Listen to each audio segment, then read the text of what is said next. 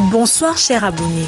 Ce soir, nous parlons d'un projet d'infrastructure d'envergure qui pourrait changer le visage de Kinshasa, la rocade, aussi appelée le rocade sud-est et sud-ouest de Kinshasa. Tracée autour de la ville, cette rocade est promise à désengorger les artères, à fluidifier la circulation et à ouvrir de nouveaux horizons pour nos quartiers périphériques. Mais d'où vient ce projet? Où en est-on aujourd'hui? Et surtout, que va-t-il vraiment apporter dans ces dossiers? Et je vous propose un voyage dans le temps, une plongée technique et une réflexion citoyenne. Je donnerai aussi la parole à un habitant de la zone pour avoir une vision concrète du terrain. Le projet de rocade sud-ouest et sud-est de Kinshasa a été lancé officiellement le 22 juin 2024 lors d'une cérémonie à Mitendi. Il fait partie d'un plan plus large de désengorgement routier de Kinshasa en lien avec le plan SOSAC, schéma d'orientation stratégique pour l'agglomération de Kinshasa. Le tracé total prévu est d'environ 63 km pour le tronçon sud-est et sud-ouest, avec une route à 4 bandes, 2 allées plus des retours pour fluidifier le trafic. Les travaux comprennent non seulement la construction de la chaussée, mais aussi des ouvrages de drainage, d'allô, caniveau pour gérer les eaux de pluie et des travaux anti-érosifs, compte tenu de terrains accidentés et puis des saisons de pluie fortes. Le projet est confié à l'agence congolaise de grands travaux, ACGT en cycle, avec des partenaires chinois pour les travaux, ce qui est souvent mentionné dans les articles sur la rocade.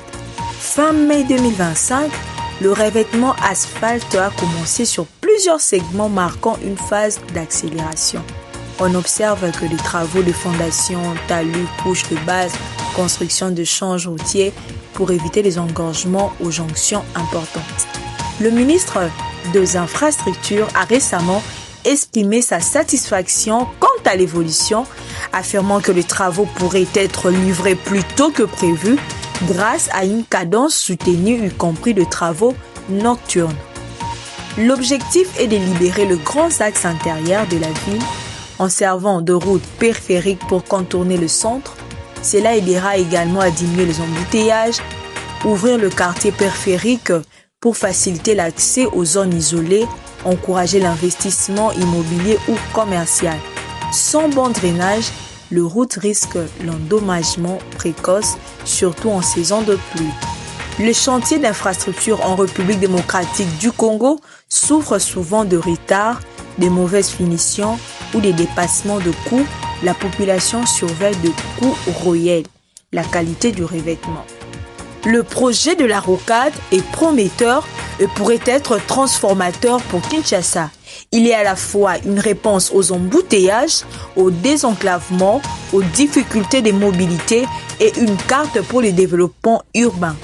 Toutefois, le réussite dépendra fortement de la qualité des travaux, du respect des normes, de délais et d'une communication transparente avec les populations concernées.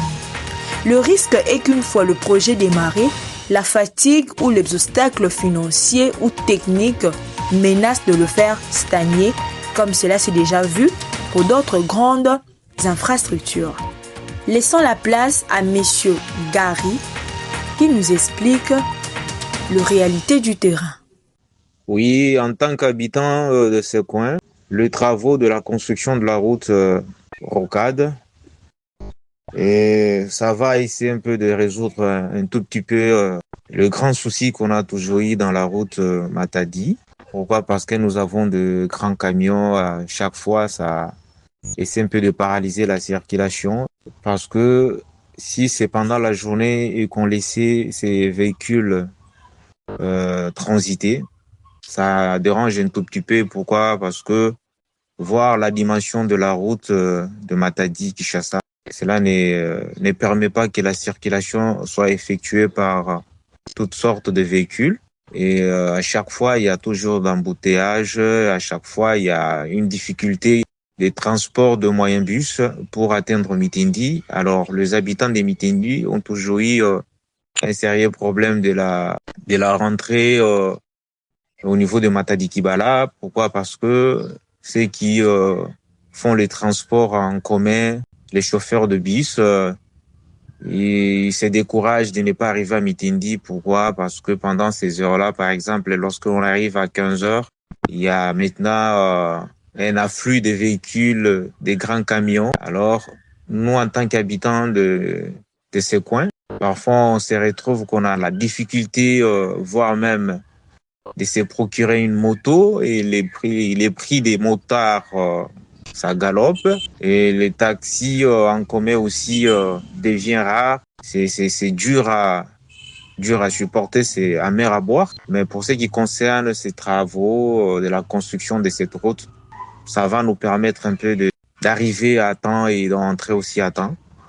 Et pour nous, c'est une avancée, c'est une bonne initiative. En tout cas, ça sera un soulagement de ouf pour les habitants de ces coins et pour toute personne qui aura utilisé cette voie. En tout cas, c'est bénéfique.